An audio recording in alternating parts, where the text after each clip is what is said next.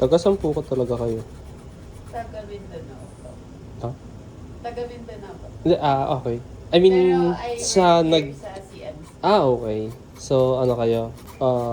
Boarding, ganyan. Yes po. Okay. Ba't ang layo naman ng napadpa? Saan sa Mindanao? Sa Butuan po. Butuan. Are you familiar with Surigao? Okay. Or yung mainland ng Siargao. But it's a bit south of, or a bit, Surigao del Sur, then north, mas malapit kami sa north. sa norte. A bit pa mainland lang siya. Layo ng ano nyo, ng work. Dito nyo naisipan mag-work. Gano'n na kayong katagal? Marami kong customer na ano, na mga taga CMC. Hindi, I mean CMC. Particularly sa office, yung mga nakakulay blue na ano, na uniform. Yung feeling ko office sila eh. Siguro billing ganyan or mga nakakulay blue sila na may parang teacher ang dating gano'n. Sa office sa office sila eh. Alam ko kasi naka-white yung mga office. Pero ako Baka PhilHealth pala sila. Kasi dito, okay. baka sa PhilHealth pala. Kasi sabi lang nila dyan kami sa CMC eh. Baka sa PhilHealth. Baka sa PhilHealth. Kasi medyo malayo yung sa office. Dito pa yung tao.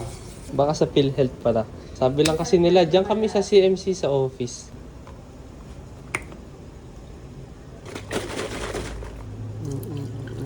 Gano'n na kayo katagal dyan sa CMC? Yung January lang. Bago lang. We're planning to resign. Mahirap dyan. Paano? In terms of work environment. Yung sa amin sa pharma, maraming nag-run sa amin. Ito yung alam bakit. Pharma? Napitin lang ka. Pero yung naman, yung sa work ko mismo, yung problem ko kasi, parang fresh grads kasi ako. So, industrial means Mga manufacturing. Yung sa akin yung clinical. Buti hindi Feeling ko toxic. kailangan, totoo naman. Sabi, kami lang ang may power. Kasi dito, yung practice kasi nung clinical field, so lahat ng atake papunta sa akin.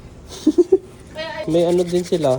May cancer, kaya yung cancer center. cancer Kasi center. hindi namin, wala yata kami interaction sa pharma. Wala. Like in terms of sa pharma, bale for inventory lang kami dito. So bale sa Okay. clinic, like yung cancer cases, doctors na doon sa building, kasi separate building siya. Doon sa kabila eh. So parang, ayun, isolated sila sa amin. Tagabigay lang kami ng gamot sa kanila talaga.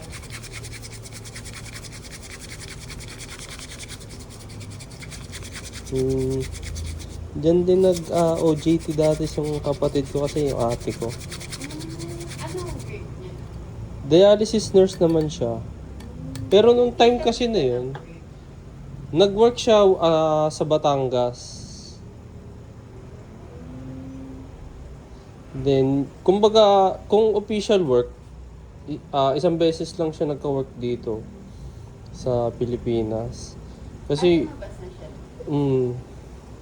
lumabas na siya. Kasi, nung time na nandito siya, yung mga training niya, talaga, food allowance lang. Tapos, yun nga, ayun, training. Then, yun, matagal, one year lang siya dun sa niya eh. Sa mismong naging trabaho niya sa Batangas. Talaga?